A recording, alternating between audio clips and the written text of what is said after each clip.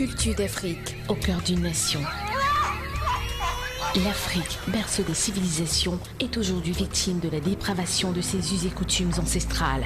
Son peuple, tombé dans l'acculturation sous les poussées impérialistes et coloniales, cherche ses repères. Musique, cinéma, peinture, sculpture et autres traditions ancestrales. Toute la culture d'Afrique sur Camus 24. La culture pour un peuple est le socle de son développement et la culture est ce qui nous reste quand on a tout perdu. Madame, Monsieur, bienvenue à cette autre édition de Culture d'Afrique sur Camus 24. Aujourd'hui, nous allons parler de la sorcellerie dans les films africains. Et pour en parler, nous avons sur ce plateau un cinéaste, Gervin Bourou, qui nous fait le plaisir, une fois de plus, à répondre à notre invitation. Bienvenue sur le plateau de Culture d'Afrique, Gervin Bourou.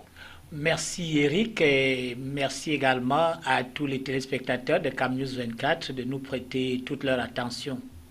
Alors, avant d'entrer dans le vif du sujet, chers téléspectateurs, je vous invite ensemble à regarder ce bref reportage concocté par la réalisation de Culture d'Afrique. C'est tout de suite. Merci, Prince des Ténèbres, de m'avoir protégé durant mon sommeil. Bénis aussi cette journée et les occasions que je vais emprunter ce matin. Prince des Ténèbres, fais tomber les poissons, parce que je dois me rendre chez ma famille, afin que ces poissons puissent détruire ma famille.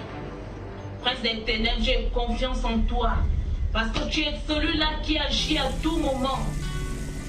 Prête l'oreille à ma prière, j'ai confiance en toi. De plus en plus dans les films et autres feuilletons africains, l'on observe des scènes de sorcellerie. Mais pour la plupart, le scénariste présente le sorcier comme étant un être maléfique, nuisible et à la limite dangereux pour la société. Mon fils, tu sais que depuis la mort de ta mère,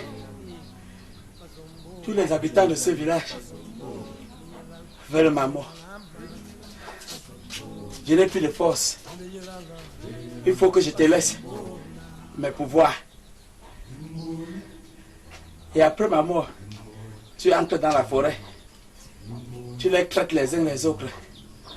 Tu leur montres la montre. Tous ceux qui entreront dans cette forêt ne vont plus jamais sortir. Tu m'as compris? Oui, papa. Et il faudrait que tu continues avec mes œuvres. Maintenant, ouvre grand la bouche.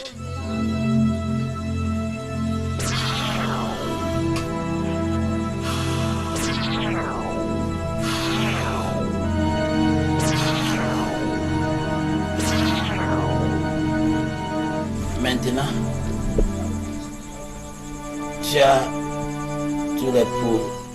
Ici, le rôle attribué aux sorciers l'amène dans ses pratiques à envoûter, lancer des sorts, détruire et même tuer des hommes. Des sortilèges qui, selon le scénariste, ne peuvent trouver de solution que par l'intervention des églises, prêtres ou pasteurs qui, à l'aide des prières et autres incantations ésotériques, délivrent la personne ensorcelée. Nous venons ici vous remettre nos bijoux que nous utilisons pour des pratiques sataniques. Mes sœurs bien-aimées, vous répondez là à l'appel de Dieu Tout-Puissant qui demande à ces brebis d'être pures. Amen. Dans leur vie. Passez-moi ces bijoux. Aujourd'hui en Afrique, certains initiés s'accordent à dire que les Africains ont laissé de chercher Dieu dans la culture où il leur a été donné de naître pour aller chercher Dieu dans une autre culture. Si l'on s'en tient à ce que la religion n'est qu'une chambre dans l'océan culturel, comment comprendre que les Africains eux-mêmes ne présentent aux yeux du monde que le côté négatif de leur culture au détriment de leurs us et coutumes ancestrales qui, sous d'autres cieux, sont plutôt portés en triomphe? Pourquoi est-ce que tu t'arranges à nuire la population de ton propre village? C'est pour la revanche de mon père. Tu dois te mettre en l'écart. Quoi? Nom de Dieu, je n'en crois pas mes oreilles.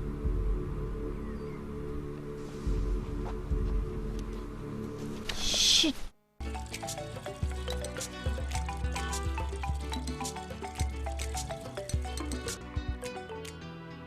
Comment comprendre que dans un film africain, un sorcier jette un sort à une personne et que ce dernier ne soit délivré que par des pasteurs ou autres prophètes, jamais par un autre sorcier. Est-ce à dire que la sorcellerie africaine n'est que maléfique?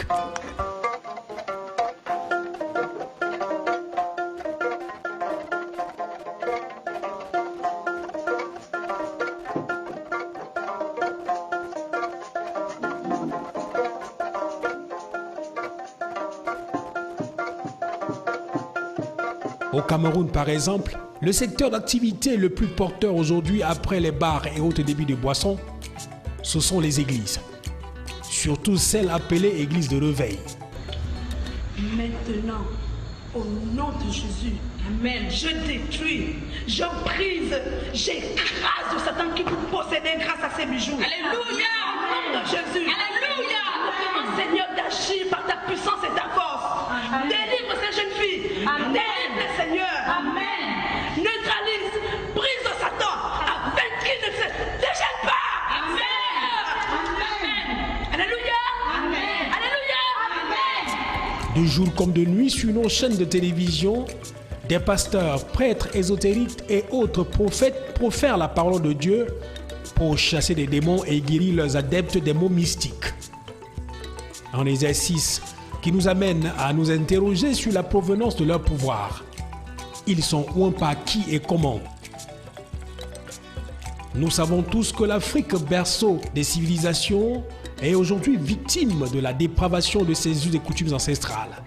Et son peuple, tombé dans l'acculturation sous les poussées impérialistes et coloniales, cherche ses repères. Mais, si aujourd'hui, nous-mêmes Africains laissons croire au monde que tout est noir et même la culture qui est notre identité, comment voulons-nous sortir de cette acculturation? Conséquence, nous importons tout, même la sorcellerie venue de l'autre côté, qui pourtant à la base était notre propriété, mais plagiée par l'autre culture, raison pour laquelle eux seuls détiennent les secrets fondamentaux du mystère de l'existence, s'en servent pour se développer et gouverner le monde. Voilà, retour en plateau. J'avais pour vous, ensemble, on a regardé ce reportage réalisé par la réalisation, excusez-moi, la tautologie de Culture d'Afrique. Alors, vous êtes cinéaste et vous venez de finir le tournage d'un film intitulé « Et vous, la sorcellerie en langue béti ». Oui. Comment comprendre? En tout cas, il faut dire que la sorcellerie est une réalité dans le monde africain. C'est à tous les niveaux qu'on la rencontre. Et il n'y a presque aucune culture chez nous qui ne veuille mettre en valeur ces vertus sorcières, s'il faut le dire comme ça. Et si nous nous plaçons à partir de Douala, où nous nous trouvons à l'heure actuelle, on n'a qu'à voir le Ngondo, avec cette case qu'on a vue dans ce beau reportage, tout au bord de l'eau, et ces piroguiers qui vont au milieu de Vouri, n'est-ce pas, procéder à des rites mystiques et ramènent des objets qu'ils sont censés décoder une fois sortis de là. Il n'y a que les initiés seuls qui peuvent comprendre de quoi il est question. Et ce n'est pas seulement dans le Ngondo qu'on retrouve des pratiques de ce genre, c'est un peu presque partout, dans toutes les tribus du Cameroun, avec les crânes, avec des danses initiatiques, avec bien sûr d'autres rites que nous connaissons très bien. Et tout est pratiquement sorcier dans nos pratiques. Et malheureusement, ces rites dits sorciers vont jusque dans les églises. Et dans votre reportage, vous l'avez également évoqué, on retrouve dans presque chaque église, pas seulement celle dite du réveil, même celle qui était connue hier pour leur orthodoxie, on retrouve déjà des pasteurs et des prêtres qui sont entrés dans ce phénomène qui rapporte beaucoup et qui ne fait pas que seulement chasser des mauvais esprits. Bon, je suis peut-être pas bien placé pour le dire, mais il faut reconnaître que ces désenvoûtés d'aujourd'hui sont toujours envoûtés le lendemain. Et ce qui fait que c'est un cycle infernal. Ceux qui étaient sains d'esprit hier se retrouvent avec des démons au corps. Cela parfois au gré du pasteur ou du prêtre qui est en train d'officier ici. Tout comme également dans certains milieux, c'est-à-dire dans nos villages et autres, où ça donne à ce genre de pratique. Une fois que vous commencez à fréquenter ces milieux d'une manière assez assidue, vous pouvez être sûr que d'une manière ou d'une autre aussi, demain vous serez compté parmi les victimes de ces pratiques sorcières. Un de vos oncles, une de vos tantes va devenir subitement un sorcier si ce n'est votre père ou votre mère, à moins que ce ne soit votre frère qui, selon les dires de l'officiant en place, ne vous veut pas du tout du bien. Malheureusement, c'est ainsi fait. Et on comprend en fin de compte que bien que l'on ne puisse pas nier l'existence du diable, sur le plan chrétien, Jésus-Christ a bien dit qu'il existe depuis des millénaires. Il est là dès le début. Il a toujours été considéré comme menteur et le père du mensonge. Donc, on peut bien comprendre que l'on ne puisse pas se demander si c'est effectif ou non. Donc, ça existe d'une manière ou d'une autre. D'ailleurs, un de nos personnages dans Yevol, là, c'était dans Yevol, se posait la question de savoir comment peut-on vivre sans sorcellerie, qu'il n'existe pas de monde sans sorcellerie. Les gens qui n'ont pas de sorcellerie vivent comment? Et les autres villageois ont failli même pousser leur chef à ne pas se convertir au christianisme, parce que, disait-il, si toi, le chef, tu deviens chrétien et tu n'iras plus à la sorcellerie, et tu vas vivre comment? C'est vrai que dans Yevol, dans Evu également, qu'on vient de terminer, Evu, la sorcellerie, et c'est pas tellement loin de là, c'est pratiquement les mêmes langages, mais ici, c'est plus poussé pour dire que ça existe, la sorcellerie. Et il ne faut pas la prendre pour n'importe quoi. C'est l'occasion pour moi de dire que ce n'est pas bon, ce que nous voyons un peu presque partout. On caricature la sorcellerie.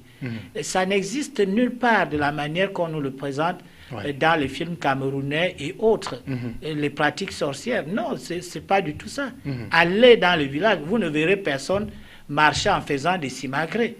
Vous ne verrez personne affublé de chaux, de peinture et autres, marchant là pour dire je suis sorcier. Je suis sorcier, Le sorcier, c'est Eric et moi qui sommes là au quotidien comme ça, mais qui, n'est-ce pas, dans d'autres milieux, dans d'autres circonstances, menons des activités louches et ne changeons même pas tellement d'aspects qu'on continue à faire le mal.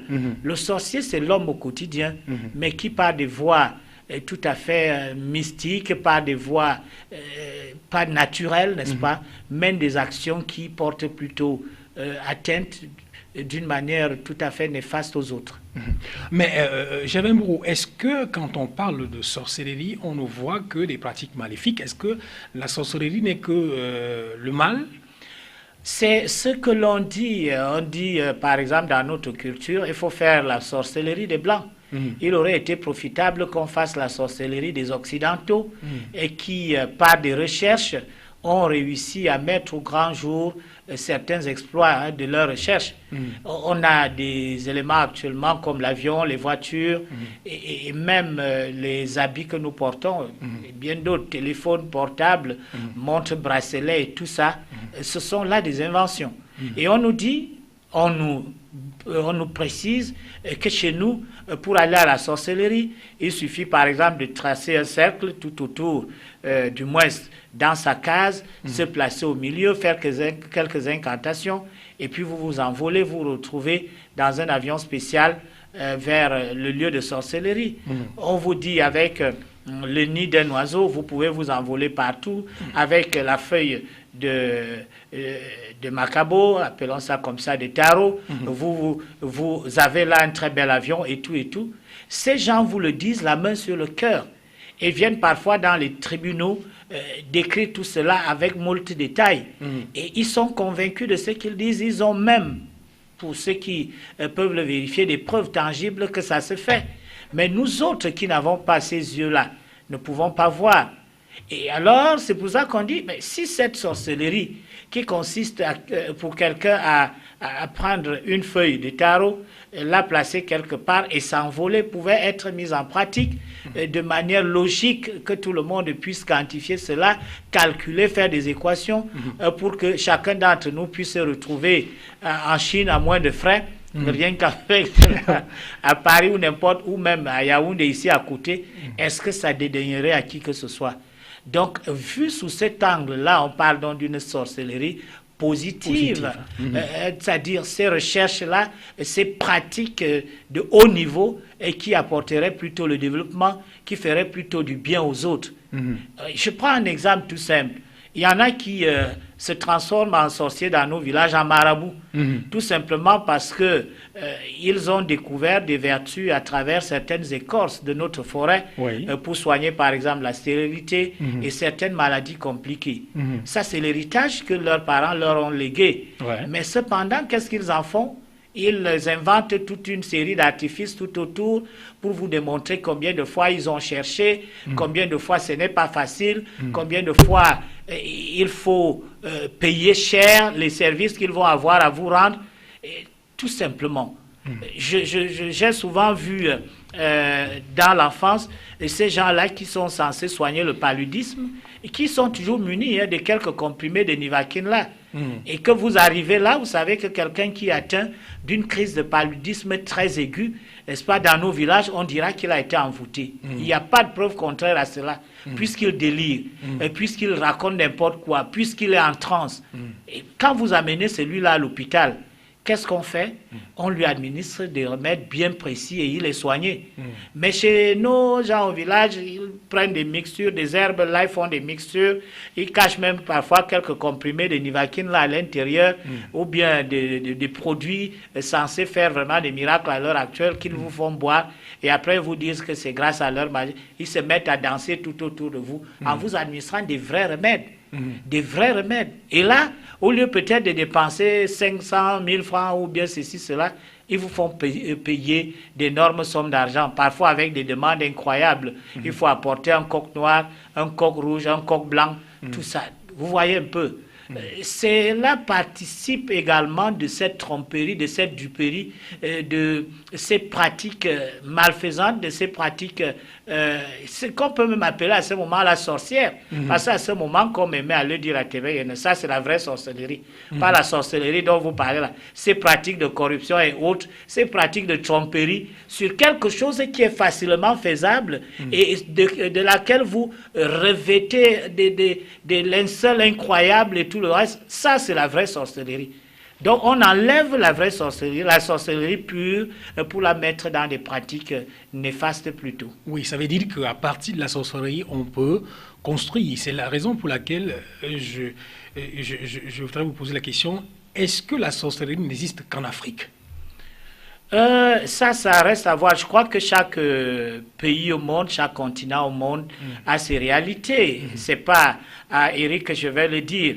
C'est vrai qu'il est encore jeune, mais nous, dans notre jeunesse, on était fous des films hindous et des films chinois, où on voit quelqu'un qui se place comme ça, là, bondit, se retrouve sur le 10e niveau d'une maison et qui, simplement, en faisant un petit bond, rejaillit là de l'autre côté, ou dans ces films hindous où on transforme quelqu'un en animal, en serpent et tout le reste. Et c'est... Conclusion, ce n'est pas une affaire purement africaine.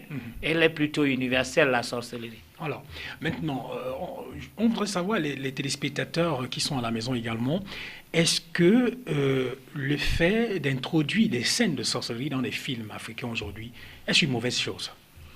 On peut dire que c'est une mauvaise chose et aussi une bonne chose. Je m'explique. Une bonne chose parce qu'il faut pouvoir dire aux uns aux autres, aux sceptiques, que ça existe très bien. Et il ne faut pas se voiler les yeux, la sorcellerie existe. Vouloir dire qu'elle n'existe pas serait peut-être exposer ceux-là qui pourraient prendre des mesures pour ne pas y être exposés, ne pas réussir à le faire. Et quand je parlais là tout à l'heure au début, je précisais qu'il suffit par exemple de ne pas fréquenter des milieux où on pratique, on dit qu'on désenvoûte les gens pour ne pas être exposé. Où voulez-vous que ces démons qu'on enlève de ce corps aille, sinon dans un autre corps? Jésus-Christ, lorsqu'il faisait ses miracles, nous a bien démontré que quand il enlevait le démon d'un corps ici, là, il entrait dans un port, ou bien ceci, cela qui allait là-bas, tout ça. Bref, c'est pour faire comprendre que quand on désenvoûte quelqu'un ici, c'est un démon qui cherche là où entrer. Alors, si toi, tu es exposé, il va entrer dans toi. Et ça, il ne faut pas se leurrer. C'est pas pour rien que dans les églises dites du réveil, les cas de ce genre se répètent au jour le jour. Quelqu'un qui hier encore se voyait imposer les mains, participer aux prières, était tout à fait normal. Le lendemain se trouve entrer en transe. Et qu'est-ce qui s'est passé? Je n'ai pas dit ici qu'il ne faut pas aller à l'église, mais il faut savoir ce qu'on va y chercher et là où il faut entrer pour ne pas être exposé à ces choses.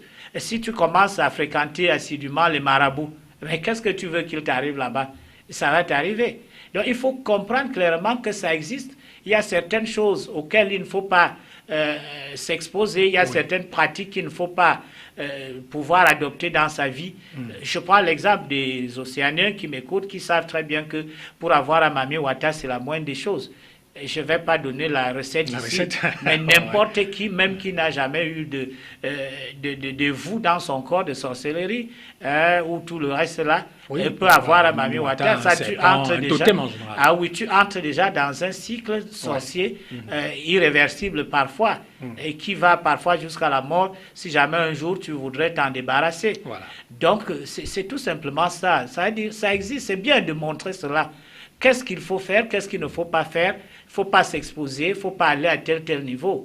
C'est pour cela que moi, par exemple, dans ce dernier film-là, j'ai accepté de jouer l'un des rôles les plus noirs et qui existent dans ces pratiques-là, sans occulter quoi que ce soit, sans faire semblant, pour que les uns et les autres comprennent, parce que ceux qui connaissent ces choses ont participé à l'écriture, ont mis du leur, ont donné quelques leçons, du moins quelques leçons de sorcellerie, je vais le dire comme ça, aux réalisateurs, et qui a bien voulu faire jouer cela aux acteurs et aux metteurs en scène que je suis. Et ça veut dire que c'est là, ça existe. Il ne faut pas faire semblant de dire que la sorcellerie n'existe pas. Elle n'existe pas pour celui-là qui ne va pas vers ses pratiques, celui-là qui tourne résolument le dos à ça, a beau-il être africain, français, c'est-à-dire européen, asiatique et autres, ou bien pratiquant de n'importe quelle religion. Il faut fuir le mal, il faut fuir le diable, il faut... c'est vrai, il est partout, il rôde, c'est vrai, mais quand tu vas sur son terrain de chasse, il te broie, il t'avale. Mais vous êtes cinéaste. Ce qu'il faut démontrer ici, c'est que je suis parfois courroucé. Je pense que je ne suis pas le seul quand je regarde certaines chaînes de télévision africaines où, dans un film africain, on montre des scènes de sorcellerie quand quelqu'un est envoûté ou alors ensorcelé. On ne fait recours uniquement qu'aux prêtres, les pasteurs et autres prophètes pour venir faire des pratiques ésotériques afin que celui-là trouve la guérison. Est-ce qu'on peut dire aujourd'hui que, déjà vous avez répondu tout à l'heure que la sorcellerie africaine n'est pas que négative. En fait, la sorcellerie en général n'est pas que le mal. C'est des sciences cachées. Voilà. Est-ce qu'on peut dire aujourd'hui qu'en Afrique, il n'y a pas de sorcier capable de désenvoûter quelqu'un qui a été... Parce que dans nos villages, il y a des mauvais sorciers et des bons sorciers. C'est-à-dire ceux qui ont choisi de faire du bien, de guérir et tout ça, de désenvoûter les gens. En fait, est-ce qu'on peut dire aujourd'hui qu'en Afrique, il n'y a pas dans les villages des sorciers capables de faire ce travail-là sans qu'on ait à passer par des églises et autres? Comme même à le dire François Bingono, et qui est un traditionnaliste de premier ordre. Oui, un initié aussi. Oui, un grand initié. La culture africaine n'a jamais été nue auparavant, depuis des lustres. La sorcellerie n'est pas d'aujourd'hui. Les gens ont souvent été exposés. Les gens ont souvent été victimes de pratiques sorcières. L'Afrique a souvent su traiter ses fils qui ont posé par exemple des actes négatifs et qui doivent être purifiés. Quand vous commettiez par exemple l'inceste dans un village, un acte sorcier, il faut l'appeler comme ça, il y avait toute une série de rites pour vous purifier. Et malheureusement, avec le temps, les gens ont réussi à dépraver ces pratiques. C'est-à-dire, au lieu de voir le côté positif de la chose, pervertissent plutôt celui-ci. C'est-à-dire, au lieu de vous guérir normalement comme cela se doit, comme cela leur a été donné par leurs ancêtres, n'est-ce pas, ils mettent plutôt du mal dans ces pratiques-là. Quand on fait par exemple les rites de veuvage à une dame, et qui viennent perdre son cher et tendre époux, au lieu de la purifier normalement, il y en a plutôt qui viennent ajouter à votre fardeau. Des maladies, ouais. Oui, et ce qui, n'est-ce pas, pervertit ce qu'on a comme vision, n'est-ce pas, du traitement des Africains, de ce que faisaient les Africains de bien dans ces situations-là. Ouais. Et au point que l'on croit qu'il n'y a que la religion dite chrétienne, ou bien je ne sais pas si les autres musulmans le font, je ne maîtrise pas très bien les choses de ce côté-là. Quand vous allez vers cela, on dit votre sorcellerie, vos pratiques ancestrales n'ont toujours été que mauvaises. Donc il n'y a plus rien de bon là-dedans.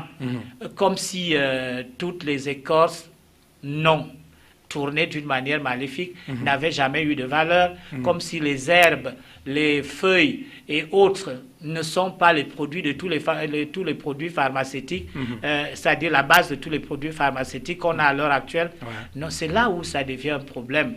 Donc, il faut dire également que lorsqu'on voit des religieux être tout le temps en train de soigner ceux-là qui sont pris par des crises de démence et autres pratiques sorcières, c'est aussi la publicité de ces religions-là. Ouais. Il faut pas se leurrer là-dessus. Et ce n'est pas toutes les religions chrétiennes, par exemple, et qui demandent d'aller vers les pasteurs, les anciens et autres pour qu'on vous enlève le diable.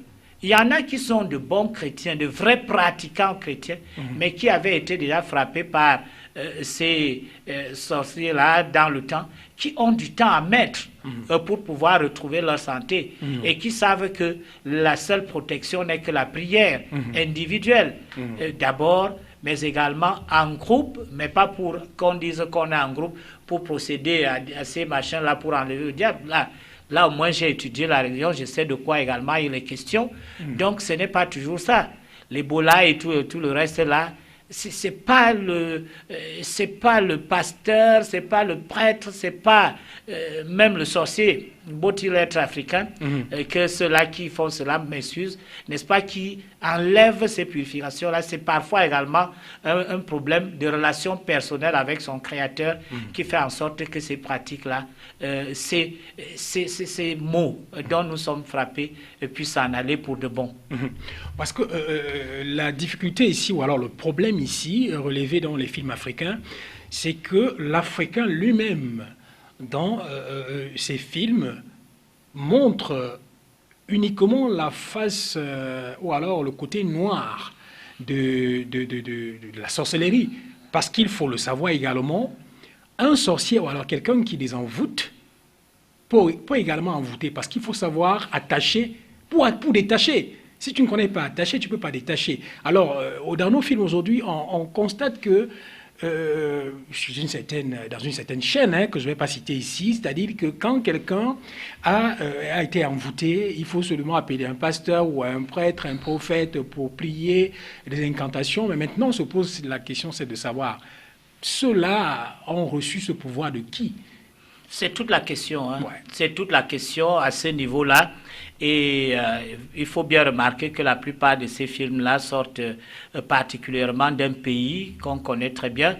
Réputé même, oui, la sorcellerie. Voilà, réputé dans la sorcellerie. et que les Camerounais, malheureusement, sont en train d'imiter d'une manière servile. Wow. Et ce qu'on oublie, c'est que c'est un très très gros fonds de commerce. Wow. Et vous savez que les commerçants ont un seul besoin, multiplier leur argent. Alors, ces églises sont extrêmement riches, il faut le dire. Je suivais le documentaire un documentaire à la CATV, ça s'intitulait Les Fous de Dieu, il y a de cela quelques années, où une dame pasteur disait carrément que c'est une insulte à l'endroit de Dieu qu'un serviteur de Dieu soit pauvre. Il est hors de question qu'un serviteur de Dieu soit pauvre. Si quelqu'un est pauvre, c'est qu'il n'a pas la bénédiction de Dieu. Quelle énormité pour les oreilles fragiles, ou bien ceux-là qui veulent vraiment croire avec tout leur cœur. Alors, c'est ces gens-là qui sponsorisent, qui promeuvent ces films-là. Tu as un scénario, tu veux de l'argent pour pouvoir le tourner. Tourne ton histoire tout autour pourvu qu'à la fin, il soit démontré que mes pasteurs à moi ou moi-même c'est nous seuls qui pouvons porter une solution à cela. Ça, ne nous cachons pas.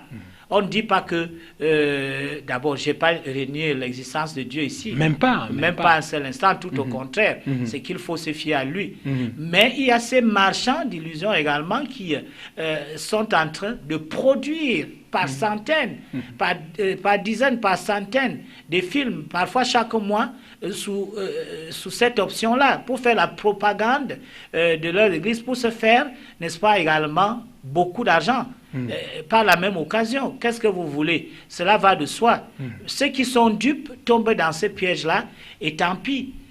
Je m'amuse souvent avec une photo publiée dans les réseaux sociaux, Facebook notamment, avec tous ces fidèles qui ont des chaussures éculées. Mais il faut voir celle du pasteur et Maman Pasto, les vestes et tout le reste, tout le reste de robes des uns et des autres dans le milieu, aux alentours du pasto. Mais les ouailles croupissent dans la misère. Donc, je ne suis pas venu faire le procès des églises ici, mais c'est pour dire que lorsque nous voyons ces pratiques-là, et qui, n'est-ce pas, écœurent un peu les Africains, qui veulent démontrer que la culture africaine est complètement nue, est complètement incapable de quoi que ce soit. Il y a notre part de responsabilité là en tant qu'Africains, parce que nous avons voulu pervertir nos propres cultures en utilisant dans le sens négatif la richesse qui nous a été si gracieusement offerte par nos ancêtres. Mais également, il y a ceux-là qui exploitent servilement, et ils le savent très bien. Ils le font clairement, sans bien sûr trop s'exposer, qui le font clairement pour s'enrichir sur le dos, n'est-ce pas, des âmes qui souffrent.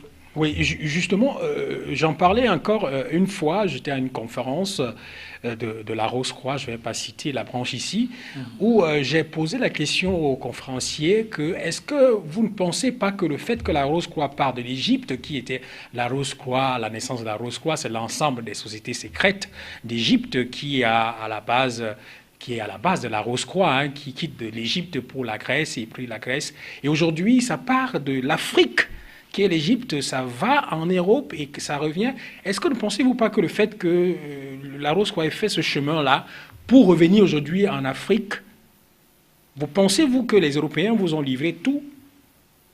Bon, ils étaient incapables de répondre. C'est un peu ça, c'est-à-dire qu'aujourd'hui, les Africains, c'est-à-dire que veulent noircir leur tradition, leur richesse culturelle, et sont toujours prêts à dire que la sorcellerie du blanc. Moi, aujourd'hui, je peux dire que vous êtes un sorcier du cinéma. Ça se dit. On dit celui-là est un sorcier de la conduite. Celui-là est un sorcier de la télévision. Ce mot sorcier-là, pourquoi est-ce que nous, quand on parle de sorcier, j'ai reçu également sur ce plateau le sorcier d'Afrique qui disait que moi, aujourd'hui, je peux posséder un serpent comme totem. Mais ça dépend de qu'est-ce que je fais avec ce serpent-là. Papa peut te laisser une panthère, mais quand papa te laisse une panthère, par exemple, pour protéger la famille, mais maintenant, si tu veux utiliser cette panthère pour faire autre chose, c'est là où c'est mauvais. Mais les Africains se sont décidés aujourd'hui de ne présenter que la face noire de leur culture. D'accord, dans tous les cas, ce qui est vrai, ça dépend de la position de tout un chacun. Tu es croyant, qu'est-ce que tu fais? Tu dois savoir qu'il faut tourner loin de toi tout ce qui est négatif. Il faut savoir que ça existe. Tu n'es pas obligé d'aller avec les autres, te livrer à telle pratique. Mais je te dirais par exemple que dans le film qu'on vient de terminer, tu ne verras aucun ecclésiastique quelque part qui vienne désenvoûter qui que ce soit. Et c'est tout simplement ici, pour le réalisateur Pierre est là, l'occasion de démontrer que la sorcellerie africaine, quoi qu'on dise, existe bel et bien, et que c'est comme une hydre qui, n'est-ce pas, vous croyez que vous avez coupé sa tête, n'est-ce pas, repousse un peu plus loin, et tout. Vous croyez peut-être qu'en éliminant tout un village de sorciers, tous les adultes qui étaient là, vous avez fait quelque chose. Peut-être c'est vous-même et qui êtes l'initiateur de cette extermination, qui allez hériter de cela, peut-être vos propres enfants, et qui vont poursuivre cette œuvre-là. Il faut tout simplement savoir quoi faire à ce niveau. C'est vrai que la sorcellerie négative est vraiment une véritable plaie pour l'Afrique, mais ce n'est pas obligatoirement ceux-là qui prétendent venir nous délivrer avec des prières à longueur de journée et la plupart du temps payées et qui nous délivreront de ce diable. Tout au contraire, la majorité nous expose à mieux nous noyer ou bien à mieux nous démoniser. Donc, je pense qu'aujourd'hui, nous devons sensibiliser ces cinéastes et autres réalisateurs que quand on fait tourner des scènes de sorcellerie dans des films, c'est pour déjà réveiller les consciences des uns et des autres, l'existence de la sorcellerie qu'on a en Afrique et partout ailleurs, hein, dans tous les pays, comme Absolument. on l'a dit, on trouve la sorcellerie. Et pas toujours dire que c'est la sorcellerie de l'autre qui viendra ou alors apaiser les mauvais sorts lancés par la sorcellerie africaine. Également en Afrique, il y a des bons sorciers qui peuvent également, c'est comme les policiers et les bandits, c'est-à-dire qu'il y a des policiers d'un côté, des bandits de l'autre côté, c'est un peu ça. Alors, d'un moment à l'autre, nous allons sortir de ce programme. Un dernier mot pour les téléspectateurs qui vous regardent. Alors là, je voudrais préciser que je ne fais nullement l'apologie de la sorcellerie, hein, loin de là. Ouais. Mais je dis que c'est une pratique malfaisante qui existe. On a tout mis en œuvre pour qu'elle devienne beaucoup plus malfaisante que positive avec le temps, c'est-à-dire le côté bien de la chose a été noyé, n'est-ce pas, comme cet ivraie qui envahit le bien autour de nous. Il faut qu'on le comprenne comme ça. Et il est tout à fait faux, n'en déplaise aux Européens, de présenter les Africains sous l'angle que le film africain en général veut les présenter. Le sorcier, c'est ce monsieur avec qui vous êtes assis dans le bureau au quotidien, avec qui vous marchez dans la rue, avec qui vous buvez ensemble, vous causez ensemble. Il ne revêt aucun autre esprit, aucun autre caractère physique pour faire du mal. C'est ainsi la vraie sorcellerie africaine. Donc, se peindre la figure, adopter des fausses démarches, des habillements très très particulier, ce n'est nullement le sorcier africain là-bas. Alors, on doit comprendre que le sorcier n'est pas toujours celui-là qui est peint avec la chaux partout, ou alors marche avec des clochettes. Le sorcier peut être n'importe qui. Par exemple, moi je suis le sorcier de culture d'Afrique. À bientôt. Culture d'Afrique, au cœur d'une nation. L'Afrique, berceau des civilisations, est aujourd'hui victime de la dépravation de ses us et coutumes ancestrales. Son peuple, tombé dans l'acculturation sous les poussées impérialistes et coloniales, cherche ses repères. Musique, cinéma, peinture, sculpture et autres traditions ancestrales. Toute la culture d'Afrique sur Cam News 24.